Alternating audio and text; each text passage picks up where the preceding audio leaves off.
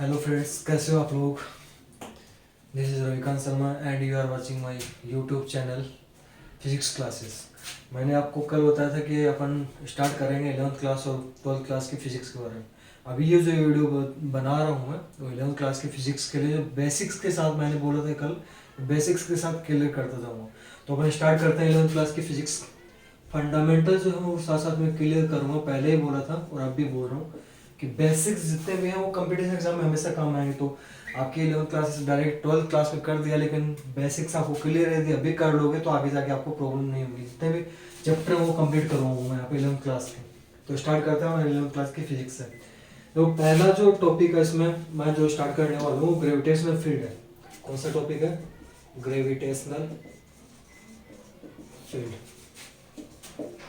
आपके टॉपिक तो ये दे रखा है, लेकिन जो बेसिक्स है वो क्या होंगे, ग्रेविटेशनल फील्ड होते क्या है उसके बारे में एक्सप्लेन करूंगा अभी यहाँ पे। जो ग्रेविटेशन पहला तो वर्ड आ रहा है इसमें ग्रेविटेशन। ग्रेविटेशन का मतलब अर्थ से रिलेटेड है। ग्रेविटी का मतलब अर्थ से रिलेटेड। तो इसमें अपनी जो नेचर उसमें 4 टाइप्स के फोर्सेस लगते हैं। एवरी पार्टिकल्स के बीच में डिफरेंट पार्टिकल्स के बीच में 4 टाइप्स के फोर्सेस लगते हैं। देखो कौन कौन से फोर्सेस हैं। पहला तो ये इसी से रिलेटेड है, देख ले तो वो कौन सा हो जाएगा, ग्रेविटेशनल फोर्स। कौन सा फोर्स होगा? Gravitational force. सेकेंड जो है वो हो जाएगा न्यूक्लियर फोर्स। कौन सा फोर्स होगा? Nuclear force. थर्ड जो होगा वो इलेक्ट्रोमैग्नेटिक फोर्स।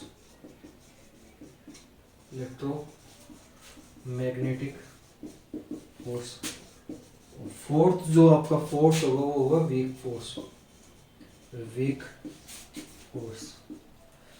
ये 4 टाइप्स के फोर्सेस डिफरेंट पार्टिकल्स के बीच में अप्लाई होते हैं। सबसे पहले वाला कौन सा लिखा मैंने? Gravitational force. सेकंड जो लिखा है वो न्यूक्लियर फोर्स लिखा है। और थर्ड नंबर का जो लिखा है वो इलेक्ट्रोमैग्नेटिक फोर्स लिखा है। कौन सा फोर्स लिखा है?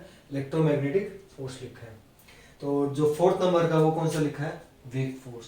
तो अपन बात कर रहे हैं यहाँ पे पहले ग्रेविटेशनल फोर्स की यदि बात करें तो ग्रेविटेशनल फोर्स 2 मासेस के बीच में जो फोर्स अप्लाई होता है उसे क्या बोलते हैं? ग्रेविटेशनल फोर्स बोलेंगे। क्या कौन सा फोर्स बोलेंगे? ग्रेविटेशनल फोर्स बोलेंगे।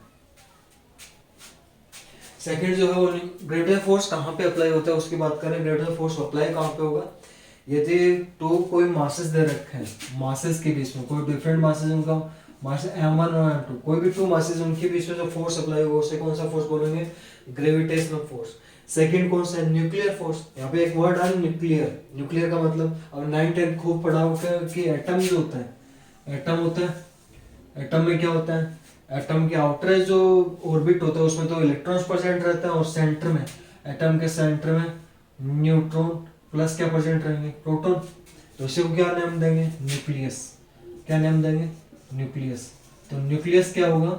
जो फोर्स न्यूट्रॉन एंड प्रोटॉन, जो फोर्स न्यूट्रॉन एंड प्रोटॉन के बीच में जो अप्लाई होगा उसे क्या बोलेंगे? Nuclear forces. यानी किस किस के बीच में होगा? न्यूट्रॉन एंड प्रोटॉन के बीच में जो फोर्स अप्लाई होगा उसे क्या, कौन सा फोर्स बोलेंगे? न्यूक्लियर फोर्स बोलेंगे। कौन सा फोर्स बोलेंगे? Nuclear force. थर्ड जो फोर्स मैं बात कर रहा था, इलेक्ट्रोमैग्नेटिक फोर्स। इलेक्ट्रोमैग्नेटिक फोर्स कौन सा होगा? जो यहाँ पे 2 वर्ड्स हैं, एक तो इलेक्ट्रो, सेकंड कौन सा है? मैग्नेटिक। इलेक्ट्रोमैग्नेटिक फोर्स जो इलेक्ट्रॉन्स के लिए, इलेक्ट्रॉन से रिलेटेड, और मैग्नेट से जो रिलेटेड फोर्सेस हैं वो कौन सा? Electromagnetic force. यानी जो फोर्स इलेक्ट्रॉन्स एंड मैग्नेट से जो फोर्सेस रिलेटेड होंगे वो कौन से हो जाएंगे? Electromagnetic force. फोर्थ जो फोर्स है, फोर्थ टाइप जो फोर्स है वो वीक फोर्स। जो लार्ज पार्टिकल्स जो होते हैं उनके बीच में जो फोर्स लगेगा वो होगा वीक फोर्स। कौन सा फोर्स होगा?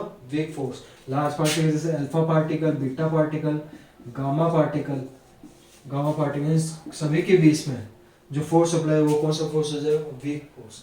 अब ये जो है ग्रेविटेशनल फोर्स आपके 11th क्लास में, न्यूक्लियर फोर्स ये आपके 12th क्लास में है, इलेक्ट्रोमैग्नेटिक फोर्स ये आपके भी 12th क्लास में, यानी ये 12th क्लास में है और ये भी किस में है? 12th क्लास में। और ये आपके 11th क्लास में।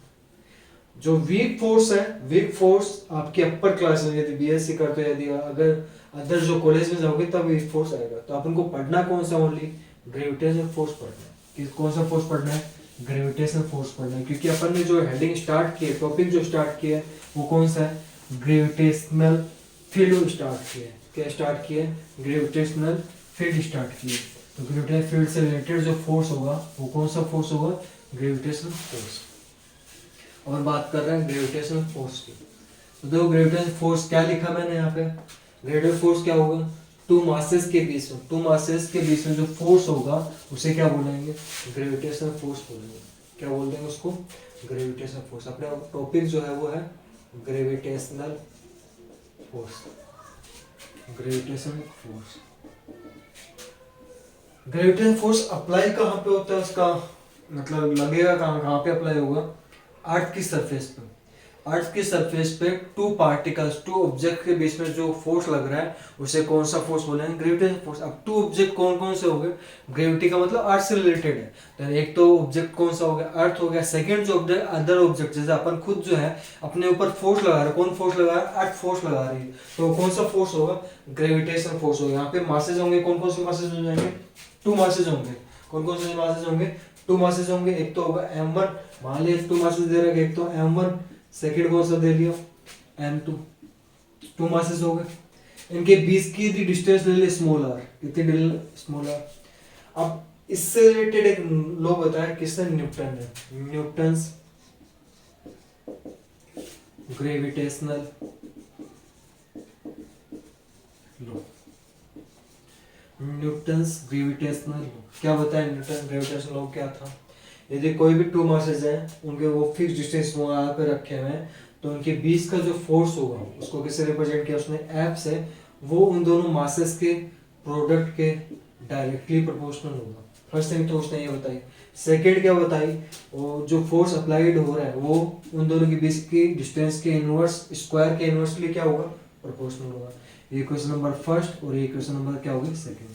अब यदि इन दोनों इक्वेशंस को कंबाइन करें, यानी कंबाइन करके यदि राइट करेंगे तो क्या लिखेंगे इसमें, अप्लाइड जो फोर्स दोनों मासेस, मैंने पहले बोल दिया जो ग्रेविटेशनल फोर्स हो कहाँ पे अप्लाई होंगे, मासेस के बीच में अप्लाई होंगे। तो यहाँ पे जो फोर्सेस होंगे वो डायरेक्टली प्रोपोर्शनल तो किसके होगा, मासेस के प्रोडक्ट के डायरेक्टली प्रोपोर्शनल होगा, और इनवर्सली प्रोपोर्शनल किसके होगा, उनके बीच के डिस्टेंस के स्क्वायर के इनवर्सली प्रोपोर्शनल हो जाएगा। हमेशा ध्यान रखना, डायरेक्टली प्रोपोर्शनल साइन यदि आ जाता है तो यहाँ पे डायरेक्टली प्रोपोर्शनल साइन हटा के क्या लगाते हैं, कांस्टेंट लगाते हैं जी, capital G, m1 m2 upon में क्या हो जाएगा, आर स्क्वायर। सर ये कैपिटल जी क्या है, कैपिटल जी पहले बता दे कि यदि डायरेक्टली प्रोपोर्शनल साइन हटाएंगे कांस्टेंट आएगा, कांस्टेंट यहाँ पे क्या हो जाएगा, ये ग्रेविटेशनल का क्या टॉपिक पढ़ रहे हैं अपन, ग्रेविटेशनल। तो ये कैपिटल जी जो है आपका वो कौन सा हो गया, ग्रेविटेशनल कांस्टेंट हो गया। कौन सा हो गया, जी को बोल दिया इसने ग्रेविटेशनल कांस्टेंट, न्यूटन ने दे दिया ग्रेविटेशनल कांस्टेंट नाम दे दिया इसको। या फिर दूसरा जो नाम है इसका वो नाम है यूनिवर्सल कांस्टेंट, यूनिवर्सल कांस्टेंट। दूसरा नाम क्या है, यूनिवर्सल कांस्टेंट। ग्रेविटेशन के जो कांस्टेंट है या फिर यूनिवर्सल कांस्टेंट है उसकी जो फिक्स कांस्टेंट बोला है, फिक्स वैल्यू होगी इसकी, फिक्स वैल्यू जो होती है ग्रेविटेशन कांस्टेंट। ध्यान रखना आगे आएगा ग्रेविटी एक्सेलरेशन, ग्रेविटी एक्सेलरेशन को तो रिप्रेजेंट करते हैं स्मॉल जी से, किससे रिप्रेजेंट करेंगे, स्मॉल जी से। और जो ग्रेविटेशन कांस्टेंट है या फिर उसको नाम देते हैं यूनिवर्सल कांस्टेंट, उसको किससे रिप्रेजेंट कर रहे हैं, कैपिटल जी से। अब यहाँ पे इसकी जो फिक्स वैल्यू होती कितनी है sir, 6.67 into 10 to the power minus 11। Constant तो बट इसकी यूनिट क्यों होगी, कि उसके फॉर्मूले के अकॉर्डिंग यदि देखें तो कैपिटल जी को क्या लिख सकते हैं, एफ इंटू में, कैपिटल जी को लिख सकते हैं फोर्स इंटू में डिस्टेंस का स्क्वायर अपॉन में कितना हो जाएगा, मासेस का प्रोडक्ट m1 m2, दोनों के मासेस का प्रोडक्ट हो जाएगा। तो यहाँ पे क्या होगा, कैपिटल जी जो है एफ इंटू में आर स्क्वायर अपॉन में m1 m2। यूनिट निकालो अब इसकी, फोर्स की यूनिट न्यूटन में मेजर करते हैं, जो भी कोई फोर्स होता है उसको किसे मेजर करें, न्यूटन में। आर यहाँ पे क्या है, डिस्टेंस है, डिस्टेंस को किसे मेजर करें, मीटर में। m1 m2 मास है, मासेस दोनों क्या है, किलोग्राम में मेजर करते हैं, तो उसकी जो यूनिट होगी वो क्या हो जाएगी, यूनिट क्या होगी, न्यूटन इंटू में। फोर्स को तो किसे मेजर किया, न्यूटन में, यूनिट क्या होगी, फोर्स की न्यूटन। सेकंड डिस्टेंस है, डिस्टेंस को किसे मेजर करें, मीटर में, तो मीटर को क्या हो गया, स्क्वायर। नीचे किलोग्राम इंटू किलोग्राम दे रखा है, तो किलोग्राम इंटू किलोग्राम यानी किलोग्राम का स्क्वायर। और यदि इसकी डायमेंशन लिखनी हो, ये तो होगी इसकी यूनिट, डायमेंशन यदि लिखनी हो, राइट करनी हो, डायमेंशन यदि राइट करोगे तो क्या लिखोगे इसमें, डायमेंशन यहाँ पे क्या है, M L T R, 3 dimension के फॉर्म में वो लिखेंगे कैसे, जो डायमेंशन जब भी निकालते हैं तो जो भी यूनिट है उसको पहले किस में कन्वर्ट कर लेंगे अपन, फंडामेंटल यूनिट में कन्वर्ट करेंगे। फंडामेंटल यूनिट में कैसे कन्वर्ट करें, न्यूटन इंटू में metre square upon kilogram square, अपने पास ये यूनिट दे रखे, इसको पहले फंडामेंटल में कन्वर्ट कर लो। कैसे होगा, न्यूटन, न्यूटन को फंडामेंटल में कन्वर्ट करें तो क्या होगा, किलोग्राम इनटू में मीटर अपॉन में क्या आ जाएगा सेकंड स्क्वायर। सर ये कैसे है, न्यूटन को आपने किलोग्राम इंटू मीटर पर सेकंड स्क्वायर कैसे लिख दिया? आपने पहले पढ़ा हुआ 10th क्लास में, या फिर अभी मैं दोबारा बता देता हूँ। न्यूटन सेकंड को, न्यूटन ने क्या बताया, यदि कोई भी ऑब्जेक्ट है उस पर जब एक्सटर्नल फोर्स लगाते हैं तो मूव करने लग जाता है, मूव करने लगता है, उसके मोमेंटम में चेंज हो, मोमेंटम में चेंज हो तो उसने क्या होता है, जो अप्लाइड फोर्स है वो उस ऑब्जेक्ट के मास और उसमें वेलोसिटी में चेंज हुआ पर टाइम में तो एक्सेलरेशन प्रोड्यूस हो जाए, मास इनटू में एक्सेलरेशन। मास की यूनिट क्या होती है, किलोग्राम। मास को किस मेजर करता है, किलोग्राम में। सेकंड एक्सेलरेशन है, एक्सेलरेशन पर टाइम वेलोसिटी में चेंज यानी मीटर पर सेकंड स्क्वायर, तो मीटर पर सेकंड यूज करो। ये तो लिखा मैंने, न्यूटन को क्या लिख सकते हैं, किलोग्राम इनटू मीटर पर सेकंड स्क्वायर। आगे क्या दे रखा है, मीटर स्क्वायर दे रखा है इसके, मीटर स्क्वायर। नीचे सेकंड स्क्वायर इनटू में कितना हो जाएगा, किलोग्राम स्क्वायर। तो यहाँ पे देखो क्या करोगे,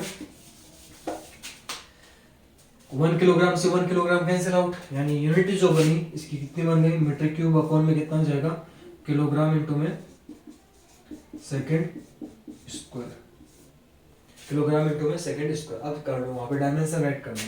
किलोग्राम पहले मास दे रखा है, मास की यूनिट क्या है, किलोग्राम है। किलोग्राम की पावर यहाँ पे कितनी है, 1, बट उसको ऊपर न्यूमरेटर में लेके जाएंगे तभी डायमेंशन बनेगी। किलोग्राम की पावर कितने, 1, ऊपर लेके जाएंगे -1, तो कितना लिख दोगे यहाँ पे, -1। सेकंड लेंथ है, लेंथ है किसमें मेजर करते हैं, मीटर में। मीटर दे रखा है, मीटर की पावर कितनी दे रखी है, 3 दे रखी है, तो वहां पे भी पावर कितनी आ जाएगी, 3 आ जाएगी, प्लस में 3 होगी। लास्ट वाला जो दे रखा है क्या दे रखा है, टाइम दे रखा है, टी दे रखा है। टाइम को कैसे मेजर करते हैं, सेकंड में मेजर करेंगे। नीचे डिनोमिनेटर में दे रखा है, न्यूमरेटर में लेके जाएंगे कैसा हो जाएगा, -2 हो जाएगा। क्या क्या लिखोगे इसको, -2। ये इसकी क्या हुई, डायमेंशन। तो ये हो गया इसमें ग्रेविटेशनल फोर्स। क्या होगा ग्रेविटेशनल फोर्स, क्या होता है, न्यूटन ने बताया था ग्रेविटेशनल लॉ। क्या बताया था कि यदि कोई भी 2 ऑब्जेक्ट है, उनके मासेस m1 m2 है, उनके बीच की डिस्टेंस यदि स्मॉल r है, तो क्या होता है, अप्लाइड जो ग्रेविटेशनल फोर्स है वो डायरेक्टली प्रोपोर्शनल तो उनकी मासेस के प्रोडक्ट के, और इनवर्सली प्रोपोर्शनल किसके होता है, उनकी बीच की डिस्टेंस के स्क्वायर की क्या होगा, इनवर्सली प्रोपोर्शनल होगा। दोनों को यदि कंबाइन करके लिखें, दोनों कंबाइन करेंगे, फर्स्ट ये भी इसके डायरेक्टली प्रोपोर्शनल, ये भी इसके डायरेक्टली, दोनों को एलएचएस साइड में तो क्या है, फोर्स आएगा, और m1 m2 अपॉन में r स्क्वायर। डायरेक्टली प्रोपोर्शनल साइन इट आओ तो क्या है, कैपिटल G आएगा, G m1 m2 अपॉन में r स्क्वायर। तो यहाँ पे अपन यूनिट निकालने के लिए G यहाँ पे क्या है, ग्रेविटेशन कांस्टेंट, या फिर उसको क्या बोल सकते हैं, यूनिवर्सल कांस्टेंट। कांस्टेंट उसकी फिक्स वैल्यू होती है, कितनी होती है, 6.67 × 10⁻11 न्यूटन × मीटर स्क्वायर पर किलोग्राम स्क्वायर। अब इसकी यूनिट तो निकाल ली अपन, यूनिट कैसे निकाली, कैपिटल G है, इसकी यूनिट निकालनी। तो अदर जो फिजिकल क्वांटिटीज हैं उसको इस साइड में लेके आएंगे, इस साइड में ये डिनोमिनेटर में, इस साइड में आके न्यूमरेटर में मल्टीप्लाई होगा f इनटू में r square, f into r square, और डिनोमिनेटर में क्या आ जाएगा, m1 m2। फोर्स है, फोर्स को किससे मेजर करते हैं, न्यूटन में। सेकंड क्या दे रखा है, r मैंने यहाँ पे क्या बताया, दोनों जो मासेस उनके बीच की डिस्टेंस किससे मेजर करें, मीटर स्क्वायर में। और जो नीचे दे रखा है m1 m2 मासेस है, दोनों किससे मेजर करते हैं, मास को, किलोग्राम में। 2 मासेस है तो किलोग्राम स्क्वायर हो गया। उसको जब सोल्व किया तो डायमेंशन आ गया m की पावर -1, l की पावर 3, t की पावर -। ये समझ में आ गया होगा आपको। अब आगे चलते हैं, इसके आगे आगे जो है ग्रेविटेशन से रिलेटेड क्या क्या दे रखा है वो देखते हैं। एक और चीज ध्यान रखना, जब भी ग्रेविटेशनल फोर्स की बात करें, ग्रेविटेशनल फोर्स को, फोर्स की कौन सी क्वांटिटी है, वेक्टर क्वांटिटी है, तो इसको वेक्टर फॉर्म में, इन वेक्टर फॉर्म में यदि ग्रेविटेशनल लॉ यदि रिप्रेजेंट करें, इन वेक्टर फॉर्म, इन वेक्टर फॉर्म, वेक्टर फॉर्म में यदि रिप्रेजेंट करें तो ग्रेविटेशनल जो फोर्स होगा वेक्टर फॉर्म में लिखेंगे, G m1 m2 अपॉन में क्या आ जाएगा, r स्क्वायर इनटू में क्या लिख दोगे, r के। ये हो गया इसका वेक्टर। ठीक है, अब हमेशा ध्यान रखना, जो ग्रेविटेशनल फोर्स है उसकी नेचर कैसी होती है, अर्थ एवरी ऑब्जेक्ट को अपनी तरफ क्या कर रही है, रिपेल कर रही है, अट्रैक्ट कर रही है, क्या कर रही है, अट्रैक्ट तो कर रही है, तभी तो अपन यहाँ पे अर्थ में है। वरना जैसे एटमॉस्फेयर में, जैसे स्पेस में चले जाए तो वहां पे राउंड करने, कोई भी ऑब्जेक्ट यदि अर्थ के एटमॉस्फेयर से बाहर निकल जाए, अर्थ के ग्रेविटेशनल फील्ड से बाहर यदि निकल जाए तो क्या करने लग जाती है, स्पेस में क्या घूमने लग जाती है। बट यहाँ पे अपन स्टेबल है, स्टेबल क्योंकि अर्थ जो अपनी तरफ एक फोर्स लगा रही है, जिससे क्या नाम है, ग्रेविटेशनल फोर्स। नेचर कैसी होगी उसकी, अट्रैक्शन की नेचर होगी। कौन सी नेचर होगी, अट्रैक्टिव नेचर होगी, जिसके कारण वो कौन सा हो जाएगा, इसकी नेचर जो ग्रेविटेशनल फोर्स की नेचर वो क्या होगी, अट्रैक्टिव नेचर का। आगे देखो, अब सभी को पता, आपने 10th क्लास में पढ़ा होगा एक्सेलरेशन, ग्रेविटेशनल एक्सेलरेशन। पहली बात होती है एक्सेलरेशन। एक्सेलरेशन क्या होता है, पर यूनिट टाइम में, किसमें, पर यूनिट टाइम में यदि किसमें चेंज हो, वेलोसिटी में यदि चेंज हो रहा है तो उसे क्या बोलना है, ग्रेविटी एक्सेलरेशन। एक सिंपल सा एग्जांपल लेकर टॉपिक क्या बता रहा हूँ अभी, gravitational acceleration. Gravitational acceleration represent किससे करता, अभी बताया था कैपिटल जी तो क्या है, ग्रेविटेशन कांस्टेंट, और यहाँ पे या फिर उसको ग्रेविटेशन यूनिवर्सल कांस्टेंट भी बोला था। एक्सेलरेशन को यहाँ पे रिप्रेजेंट करेंगे ग्रेविटेशनल एक्सेलरेशन को स्मॉल जी से, किससे रिप्रेजेंट करेंगे, स्मॉल जी से। तो देखो उसमें ग्रेविटेशनल एक्सेलरेशन क्या होता है, कोई भी ऑब्जेक्ट है, कोई भी ऑब्जेक्ट जब अर्थ की तरफ आ रहे हैं, मैंने फ्री फॉल कर दिया इसको नीचे की, मतलब इसको छोड़ देना, नीचे की साइड में आएगा, नीचे की साइड में आएगा, स्टार्टिंग में वेलोसिटी क्या है, जीरो। जैसे जैसे अर्थ की तरफ आ रहा है, अर्थ क्या लगा रही है इसमें, ग्रेविटेशनल फोर्स लगा रही है, अर्थ की तरफ आएगा तो यहाँ पे इस कंडीशन में क्या होगा, इसकी वेलोसिटी में क्या होगा, धीरे धीरे क्या होगा, इंक्रीज होगा, वेलोसिटी गेन करेगा, वेलोसिटी पर यूनिट टाइम में यहाँ पे क्या हो रहा है, चेंज हो रहा है, उसे वो क्या बोलते हैं, एक्सेलरेशन। एक्सेलरेशन की डेफिनेशन ये तो होती है ना कि यदि कोई ऑब्जेक्ट है उसकी पर यूनिट टाइम में वेलोसिटी में चेंज, एक्सेलरेशन को क्या लिखते हैं, A is equal to D V upon D T. D किसको रिप्रेजेंट कर रहा है, चेंज को, टाइम में पर यूनिट टाइम में चेंज में वेलोसिटी में यदि चेंज हो तो उसे क्या बोले, एक्सेलरेशन बोलेंगे। अब ग्रेविटी से यानी अर्थ से रिलेटेड तो उसको क्या नाम देते हैं, ग्रेविटी एक्सेलरेशन।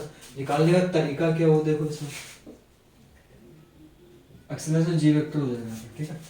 तो यहाँ पे इसको निकालने का तरीका क्या, मान लेते हैं कोई ऑब्जेक्ट है, वो अर्थ के चारों तरफ क्या कर रहा है, रोटेट कर रहा है, कितने डिस्टेंस पे, अर्थ मान लिए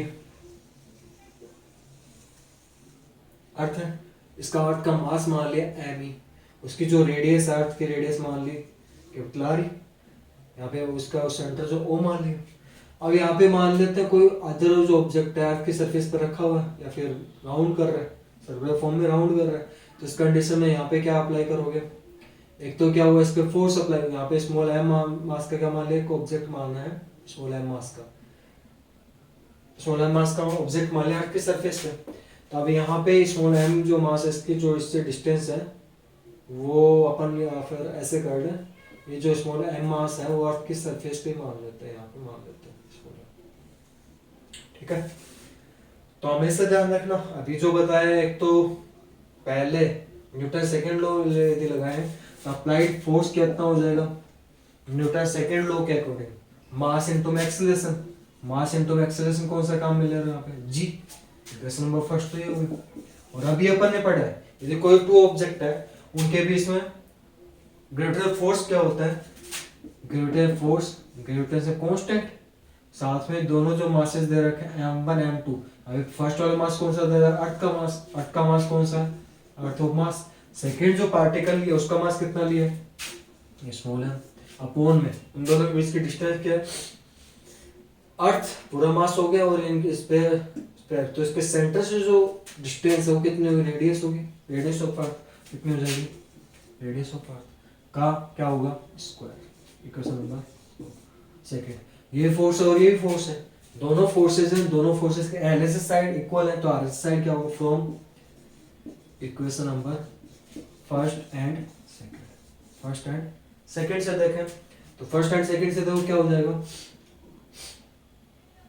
फर्स्ट एंड सेकेंड से small M G is equal to L S side equal तो आर एस साइड इक्वल कर रहा हूं मैं, G M E M upon में आर ए का स्क्वायर, स्मॉल एम से स्मॉल एम कैंसिल आउट, तो स्मॉल जी जो है वो कितना हो जाएगा, जी एम ई अपॉन में कितना हो जाएगा, आर ई स्क्वायर। ये आ गया आपका ग्रेविटेशन एक्सेलरेशन, ठीक है। तो ग्रेविटेशन एक्सेलरेशन का फॉर्मूला क्या है, gravitation constant, earth of mass, earth of radius का स्क्वायर। ये जरूरी एयरफिल है, अदर कोई ऑब्जेक्ट हो सकता है तो यहाँ पे एम ई की जगह उसका मास रख देंगे, रेडियस, दोनों जो मास है उनके बीच की डिस्टेंस का स्क्वायर, तो ये ग्रेविटेशन एक्सेलरेशन का फॉर्मूला हो गया। अब बात करते हैं अर्थ से रिलेटेड दे रखा है इसमें, तो अर्थ से रिलेटेड ही बात कर लेते हैं। तो इसे अर्थ पे जो ग्रेविटेशन एक्सेलरेशन होता है वो कितना होता है सर, तो वो देखो क्या कितना हो जाएगा, ग्रेविटेशन एक्सेलरेशन जी की वैल्यू, कैपिटल जी की वैल्यू मैंने अभी बताई थी कितनी रही थी, 6.67 इंटू 10 टू पावर कितना होता है -11। और सेकंड जो है मास ऑफ अर्थ, मास ऑफ अर्थ आपको ध्यान में रखना पड़ेगा, approximate 5.987 into 10 to power 24 kilogram है। और थर्ड जो रेडियस ऑफ अर्थ वो भी फिक्स होती है 6400 किलोमीटर, मीटर में कन्वर्ट करोगे 64 इंटू 10 टू पावर 5 मीटर बन जाएगा। वैल्यू रखोगे यहाँ पे, वैल्यू रखोगे किस किस की वैल्यू रखनी है, इस वाली इक्वेशन नंबर थर्ड में वैल्यू जब रखोगे तो स्मॉल जी जो है वो कितना हो जाएगा 6.67 इंटू 10⁻11 इंटू में प्रोडक्ट जब करोगे, यहाँ पे capital M E mass of earth यहाँ पे लिखा मैंने, अप्रोक्सीमेटली इसको 6 लेके चले तो भी कोई दिक्कत नहीं, 6 इंटू 10⁻24 अपॉन में कितना हो जाएगा 6400। ठीक है, इसको जब सोल्व करें तो वैल्यू जो अप्रोक्सीमेट कितनी आती है 9.8। क्या फाइंड आउट कर रहे हैं एक्सेलरेशन, तो क्या हो जाएगा मीटर पर सेकेंड स्क्वायर, या फिर इसके अप्रोक्सीमेट जो अपन वैल्यू काम में लेते हैं इसका राउंड ऑफ जब करोगे तो कितना होता है 10 मीटर पर सेकेंड स्क्वायर। ठीक है, मैं उम्मीद करता हूँ आप लोगों को समझ में नहीं है, और नहीं समझ में नहीं है इससे रिलेटेड कोई प्रॉब्लम है तो आप कमेंट बॉक्स में जाओ और क्वेश्चन पूछो इससे रिलेटेड। Okay, thank you.